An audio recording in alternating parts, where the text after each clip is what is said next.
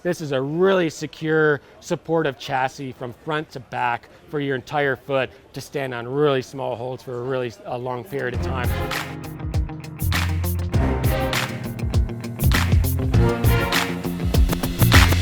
The new Boostic still retains its position. It's part of our specialized performance category, but it's the stiffest, most supportive shoe within that category. You know, we still have the Vapor, we still have some stiffest shoes, but if you're looking for a shoe in the specialized performance category, that's the most supportive that we offer for long routes with really small holds, really technical climbing. The Boostic is still the best option. So what's the difference between this and maybe like a Vapor or something like that? Why is it specialized performance as opposed to all around? One big difference is going to be the asymmetry. Very, very curved, very asymmetrical. You know, it's really precise. It's really made to stand on really small holds for a long period of time, but it also really gives you this really performance sort of fit that cradles the foot and allows you to be in a really powerful position. Also, this is going to have a little bit more downturn than like something like a Vapor or a Vapor V. The new version does have the new PAF heel, the pressure absorbing fit, so a lot of pressure alleviated directly off of the Achilles tendon. This is using a brand new rubber toe patch. So again, you know, in all of our climbing shoes, if we can incorporate more rubber on the top of the toes, whether it's for putting inside of a crack or pulling towards you on some sort of steep climb, we just want to have really good rubber toe coverage on the top of the foot. As you guys can see, we use this really nice piece of M50 that's perforated, so directly over that big toe. Even if you size these things pretty tight and you have your toe kind of high angle in that toe box, it's going to be nice and comfortable. Still using dual opposing Velcro closure system with a really nice breathable mesh instep panel. Much like you guys saw on the new Booster that came out a couple seasons ago, we're using the ceramic reinforced microsuede on the inside and the outside, right at the two most critical areas where you're doing the tightening of the two different Velcro straps. So these little honeycomb patterned dots on the microsuede is actually ceramic that's cooked directly on it. So that controls stretch. It also can protect against abrasion, but more so stretch control, again, right where you're going to be doing the critical tightening. The Boostic does use a full-length outsole and a full-length midsole. We are using Vibram XS Edge for this because we want it to be very stiff, very supportive for standing on small holds for a really long period of time. And it is mirrored with a full-length midsole as well. There's a little flare right here that comes up directly underneath the arch. Additional underfoot arch support without having to add any extra materials or technology. Just by adding a little flare there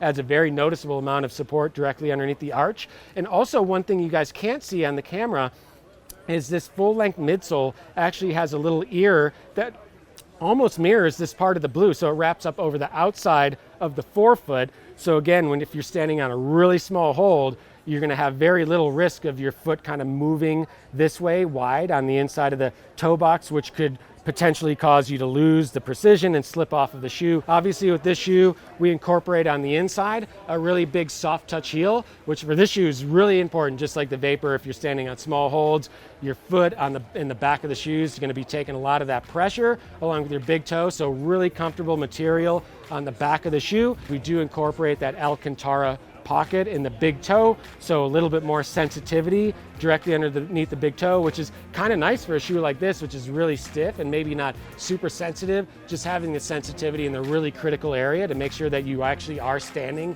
on that small little crystal you're trying to press off of. Really beneficial to have that Alcantara pocket. Yeah, this is brand new for this fall, retailing at $199, and it should be available now.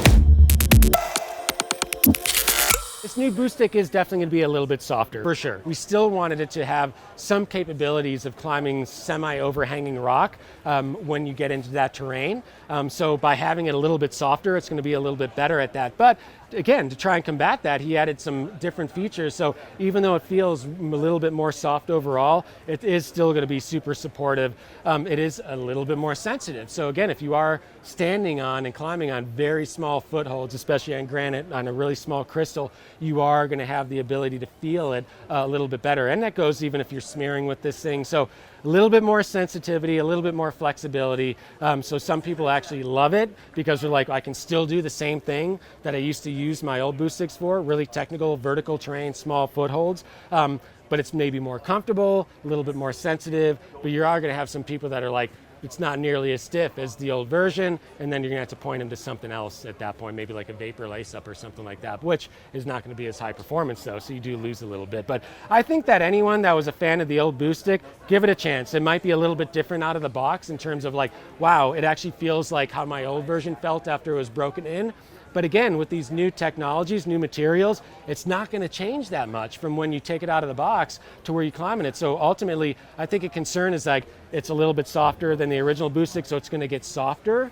It's not going to. It's going to basically fit right out of the box like your original pair of Boostics felt after they were broken in, but it's going to maintain that same level. So I think ultimately in the long run, people are going to be just as stoked on the new version as they were on the old version. This thing really excels if you have it on a surface like this on a really small foothold, but once it does get a little bit steeper, I would say slightly overhanging up to like, 20 degrees or something like that. Some people really might like to climb really steep cave routes in a stiff shoe. It all depends, you know what I mean? It's definitely personal preference, but I would say if you're aiming to use the shoe what it's intended for, more vertical stuff, you can easily feel comfortable on terrain kicking back upwards of 20, 25 degrees and still feel like it is a downturn enough, asymmetrical enough to be aggressive enough to be secure on that type of angle and terrain. And the Chimera definitely is pretty supportive, but remember, the Chimera only has support directly underneath the forefoot where this is front to back. And then the Booster, which is basically its cousin, the Boostic's cousin, again, is going to be a way softer version of the Boostic. The Booster is going to have a split sole, it's going to have the softer rubber, it's going to have a much smaller midsole, so a lot more sensitive, a lot softer, a lot more adept at climbing at steeper terrain, whereas the Boostic, having a lot more build in the chassis, more supports on the outside and the inside of the shoe, is going to be the go-to for your more vertical terrain. So in terms of like stiffness, it would be Boostic, Chimera, and then Booster being the softest of those three.